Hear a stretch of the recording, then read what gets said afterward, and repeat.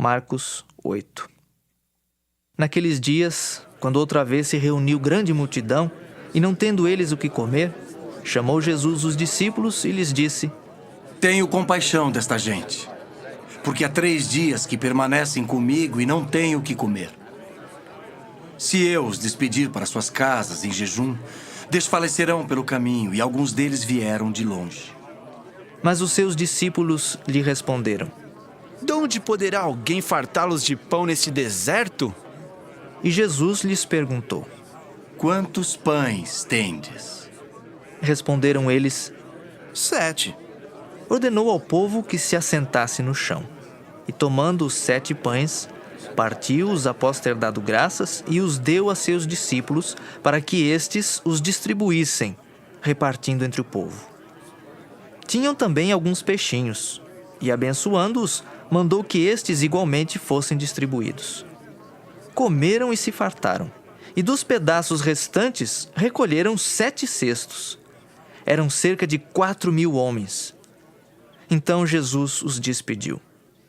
Logo a seguir, tendo embarcado juntamente com seus discípulos, partiu para as regiões de Dalmanuta.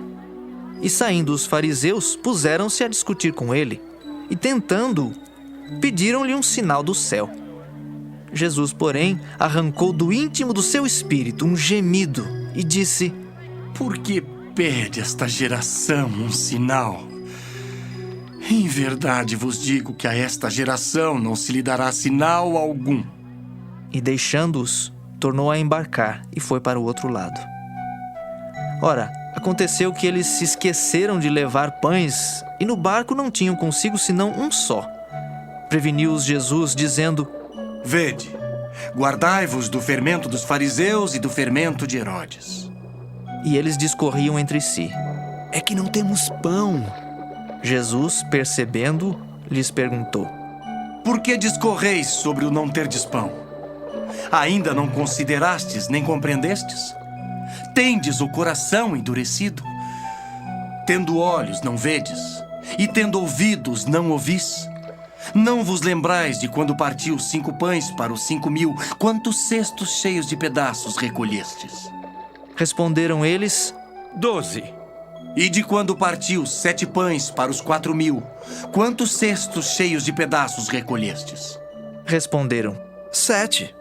Ao que lhes disse Jesus: Não compreendeis ainda? Então chegaram a Betsaida. E lhe trouxeram um cego, rogando-lhe que o tocasse. Jesus, tomando o cego pela mão, levou-o para fora da aldeia, e aplicando-lhe saliva aos olhos e impondo-lhe as mãos, perguntou-lhe: Vês alguma coisa?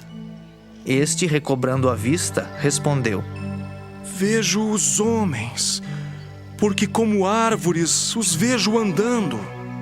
Então, novamente lhe pôs as mãos nos olhos, e ele, passando a ver claramente, ficou restabelecido. E tudo distinguia de modo perfeito. E mandou Jesus embora para casa, recomendando-lhe: Não entres na aldeia. Então Jesus e os seus discípulos partiram para as aldeias de Cesareia de Filipe, e no caminho perguntou-lhes: Quem dizem os homens que sou eu? E responderam: João Batista, outros Elias, mas outros algum dos profetas.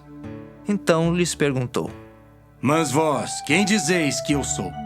Respondendo, Pedro lhe disse: Tu és o Cristo.